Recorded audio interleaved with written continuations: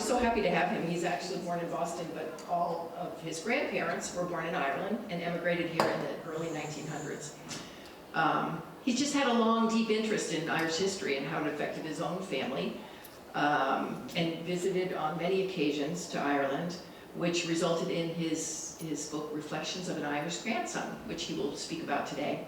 So he serves on the board of the South Shore Irish Heritage Trail, and he is the past president of the Boston College Alumni Association, and also involved with BC Irish Business Council. He lives in Scituate, locally with his wife, and close to grandchildren, so he's available. So thank you, and we will welcome Vincent. Oh, thank you, Patty, so much for that very nice introduction, and for making the room look so terrific. This is really a great room, and the staff, everybody here just made it so welcoming, and it looks just terrific, a perfect afternoon for a little discussion of an Irish book. So thank you. I really am glad to be with you this afternoon and have a few minutes to talk about my new book, Reflections of an Irish Grandson, a story of grandmother Bridget Meade Quealy, paternal grandmother, and the Meade family of Milltown Malbay, County Clare, Ireland. And a particular thanks to Patty Smith, of course, for inviting me today. Much appreciated. I do want to say at the outset that it is important to remember that the Irish experience is not unique. Sadly, immigrants from many countries across the globe still today share a common experience of fleeing oppression, hunger, bigotry, violence, and conflicts. And so I am mindful and I'm respectful of the fact that while this story, my family story, is an Irish one, many similar stories of ancestors come from countries around the world. So I want to be respectful of that. I'll start today with some reflections and early memories of my Irish family story, and then an excerpt or two from the book. If anybody's eyeing the exit doors, it only lasts about 20 minutes. It's about 20 minutes of chat and reading.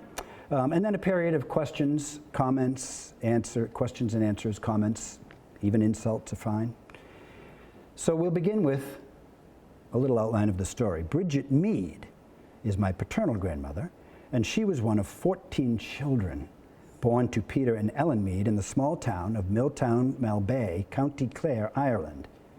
She spent her childhood and adolescent years, even into early adulthood, on the 10-acre farm which the family then occupied as tenant farmers. They lived, as most poor Irish Catholics did at the time, under harsh and repressive conditions of the Protestant and Anglo-Irish landlords and the rule of the Royal Irish Constabulary. Am I speaking loudly enough? Can you hear me okay? Pull it up. Pull it up? Better? Better. Better. Yeah, I want to make sure that, okay, there we have it. All right. Many millions of Irish had, sadly, found it necessary to leave their homes and their homeland as oppression, penal laws, famine, rack rents, anti-Catholicism, and more beset them for centuries. Bridget found herself now numbered among them by 1909, departing her home, her family, her native land, and sailing on the SS Saxonia from Queenstown, Ireland, in that sorrowful year. The big ship left its berth on June 2nd, steering a true and steady course for America, but for many aboard, for Bridget Meade, steering as well toward an unclear and an uncertain future. It is a measure of how entirely the British set about purging Ireland, not only of its land and of its resources, but of its language and of its history and of its culture, that the very harbor from which Bridget Meade sailed in 1909 was known then as Queenstown. It had long been known actually as Cove, its Irish name, and was a sleepy little fishing village at the southern end of County Cork, near the River Lee. It was the potato famine, the Great Hunger, that changed the story of Cove. The potato blight and resulting famine struck in 1845, and between then and 1850, over 2 million desperate Irish immigrants found passage from Cove Harbor on hundreds of sailing ships and steamers bound for America. The conditions aboard often seemed hardly better than conditions in the Irish countryside, and many died en route from rampant disease. The ships carrying Ireland's poorest sons and daughters soon became known as coffin ships, and Cove Harbour as the Harbour of Tears. And yet, in 1849, while Cove Harbour was still the key port of departure for so many suffering Irish, the British cheerily renamed this port of Irish grief Queenstown, in honor of Queen Victoria's visit there. Bridget Meade is listed on the passenger manifest of the SS Saxonia as having departed from Queenstown, though I am sure she departed from the Harbour of Tears. A young Bridget Meade arrived, alone, in Boston on June 10th, 1909, no doubt anxious and unsure about what awaited her in this distant and unfamiliar land. She was far from all that she had known, far from all that she had cherished, and still quite unwelcome in this new place, which had very little regard for poor and Catholic Irish immigrants.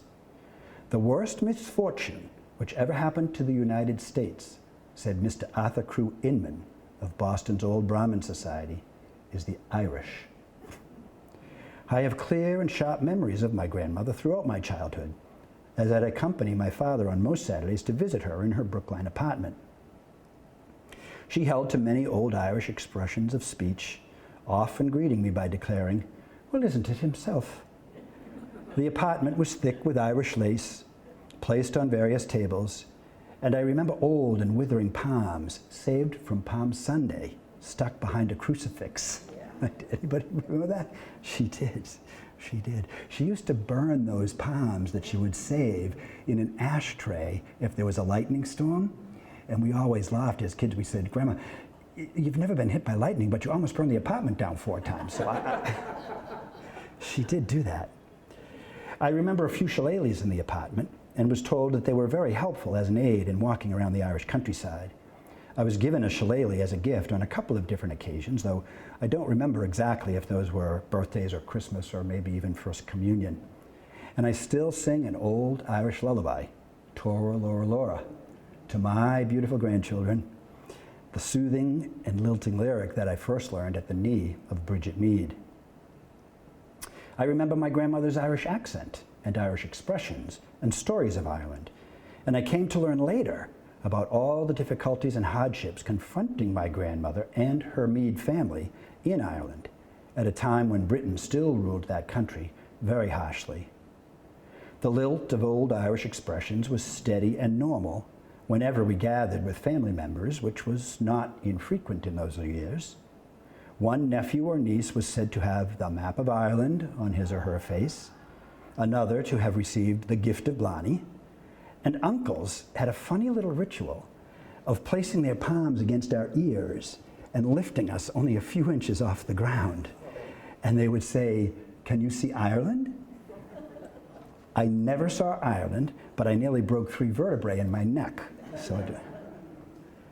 My grandmother was often in touch with her family back in Milltown, Malbay, and certainly with 3 siblings who'd emigrated to Boston as well.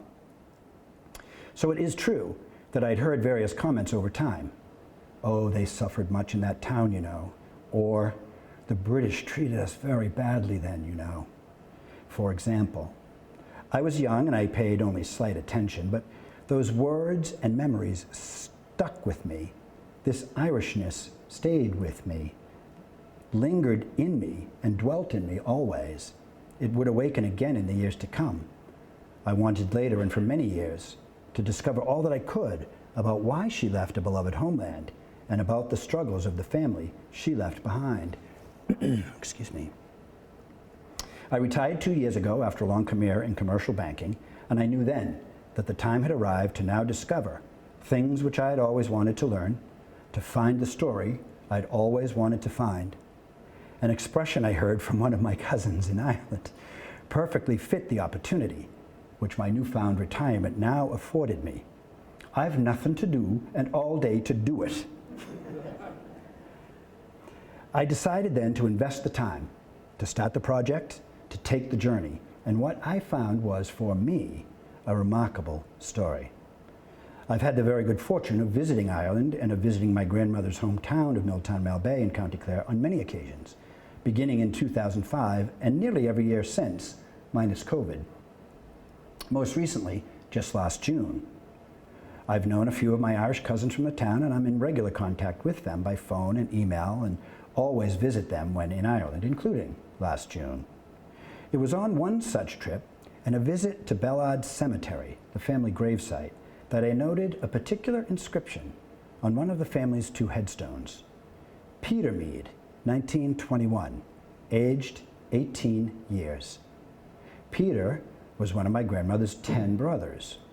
It caught my attention because of Peter's age and because of the year, 1921. I knew from my reading of Irish history that 1921 was a pivotal year in the Irish War of Independence, and so I was deeply curious. I asked my cousin, Pat Meade, who was with me at the cemetery, about Peter's death. Pat told me that it was a legendary sorrow in the Meade family, especially because no funeral was ever held, fearing that nearby British troops might fire on any large assembled group, such as mourners at a funeral. I noted Pat Meade's haunting comments carefully in a journal that I've kept. Every visit I'd make to Ireland, I would keep a journal over the years, and so I have all these, notes, and it sort of started to form the basis of the book. But I noted that haunting comment particularly in my journal, and I've kept that journal throughout all of my visits to Ireland, knowing that one day I would return to it, determined to uncover the full story. Would British troops really fire on a group of townspeople gathered for a funeral? An excerpt from my book now explains. Great Britain emerged from the long and ugly struggle of World War I as the preeminent military power on earth, still able to proclaim both that Britannia rules the waves and that the sun never sets on the British Empire. The armistice had been agreed to in November of 1918, and Britain and its allies had won a decisive and fulsome victory. The British could now attend, uninterrupted, to the Irish problem. Regular British Army troops and the infamous Black and Tans, named for the uniform of khaki slacks and a black tunic, arrived in Ireland, battle-tested from fighting on the continent, and ready to take up arms again in assisting the Royal Irish Constabulary in the aim of destroying Irish hopes for independence. Barracks across Ireland were filled with experienced and well-armed and well-trained soldiers, all arrayed against a citizen army of volunteers. Tensions were high across the whole of Ireland, and surely so in Milltown Malbay. Expressions of disdain and contempt for British occupiers were common and rarely disguised. The ill will displayed towards Crown forces was returned aplenty to the citizens of this little town in County Clare. A deadly confrontation would soon result. British authorities in January of 1920 arrested a large number of prominent Irish Republicans and remanded them to Mountjoy Prison. The Irish prisoners decided on a hunger strike as a means of protesting their unjust incarceration. The hunger strike and the harsh treatment of the prisoners gained wide attention and scorn. Political pressure arising from the wholesale public anger eventually persuaded the British to release the prisoners. The news was celebrated across the country, unfortunately so in Milltown Malbay. Residents in town, learning of the news of the end of the hunger strike and of the release of the prisoners from Mountjoy Prison, gathered spontaneously on the evening of April 14, 1920, in a location at the town center called Canada Cross. The crowd was jubilant, the celebration festive, the emotion heartfelt, and as the evening progressed, a large tar barrel was placed in the center of the intersection and set alight, while the crowd sang patriotic songs. One witness described the crowd that night. They were good-humored and were singing songs, orderly and in no way truculent towards anybody. Sometime near 10:45 p.m., fearing that any large gathering in Milltown Malbay could result in public disorder or disruption, forces of the Royal Irish Constabulary arrived on the scene and quickly surrounded the crowd. A sergeant called on the townspeople to disperse, and soldiers simultaneously opened fire. Opened fire on a crowd of unarmed civilians, opened fire on a crowd of men, women, and children, opened fire on a crowd of Irish persons, no less in 1920, citizens of the United Kingdom, than would be a crowd gathered in the center of London. 3 Milltown Malbay men, Patrick Hennessy, age 30, and father of 2, John O'Loughlin, age 25, and Timothy O'Leary, age 38, father of 10 children, were struck by the soldiers' bullets and died in the street. Scores of others were wounded and injured, including 2 school children, Thomas Reedy and Nonnie Donlan, both under 15 years of age. Residents of the town gather every year at the site in commemoration of the shooting and of the victims, and it remains a powerful remembrance in the town right to the present day. I've brought along, one of my pals in Ireland sent me the commemorative program from last April's service and memorial at Canada Cross. So it's here on the table to take a look at afterwards. But yeah, they still gather every April in commemoration of that frightful night. And so the bits and pieces that I'd heard in my childhood, the town suffered much, you know. The British treated us very badly, you know. And certainly Pat Meade's comment about not being able to have a funeral for Peter Meade now are made chillingly clear. On that frightful night in April of 1920, the Meade family had heard the gunfire, known the dead, felt the fear. Worries that nearby British troops might also fire on a funeral procession for young Peter Meade were well founded. While an inquest was organized by British authorities to investigate the shooting at Canada Cross, predictably, no punitive actions were taken against any participating members of the Royal Irish Constabulary.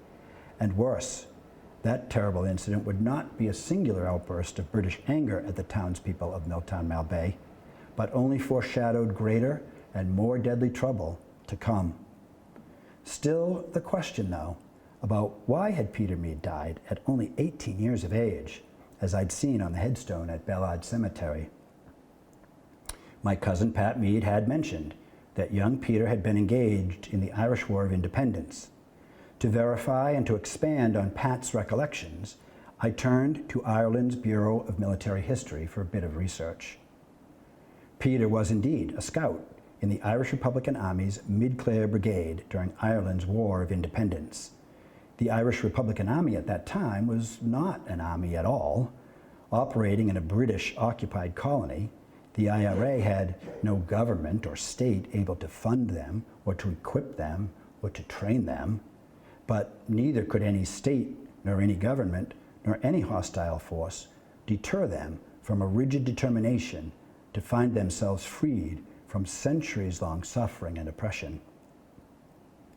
While British forces could rely upon the use of every implement of modern warfare, tanks, artillery, gunboats, armored carriers, machine guns, mortars, incendiaries, the IRA relied exclusively on guerrilla warfare tactics, raiding barracks for weapons, trains and depots for ammunition, hindering British troop movements by blocking roadways with debris, or by digging ditches and ambushing British troops along rural country roads where the terrain and routes of escape were familiar.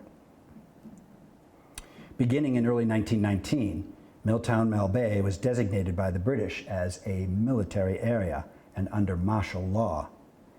The district was subject to all the objectionable restrictions associated with military rule. Fairs and meetings were banned. Movements of persons into and outside the area was allowed only on production of a permit.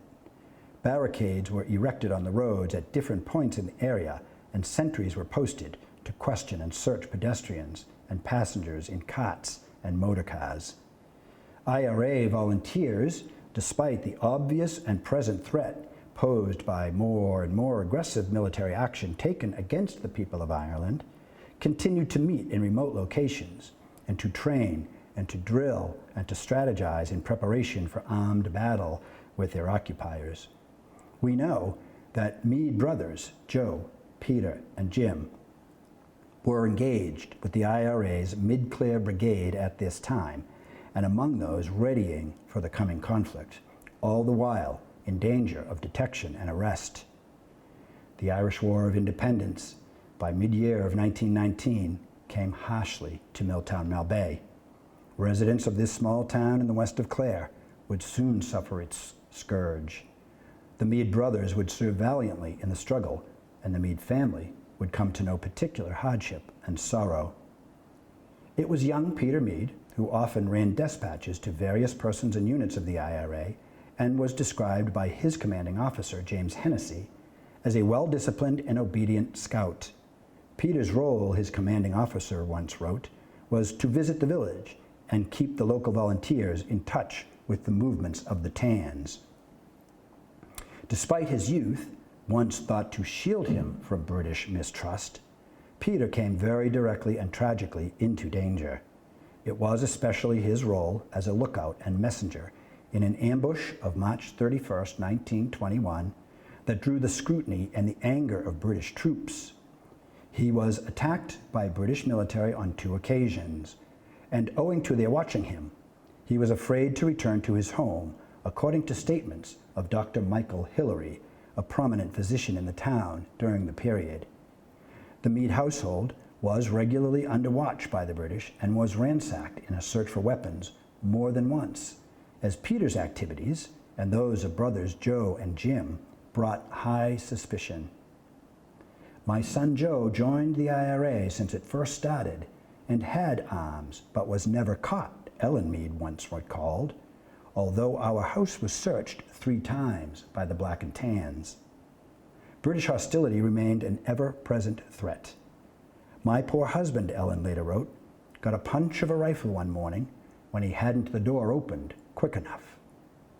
While on the run, evading his closely monitored home and routinely sleeping outdoors in the hills around Milltown Malbay, Peter contracted acute pneumonia and died on May 12, 1921, attended by Dr. Michael Hillary, his mother Ellen Meade, and sister Katie Meade. He was 18 years old.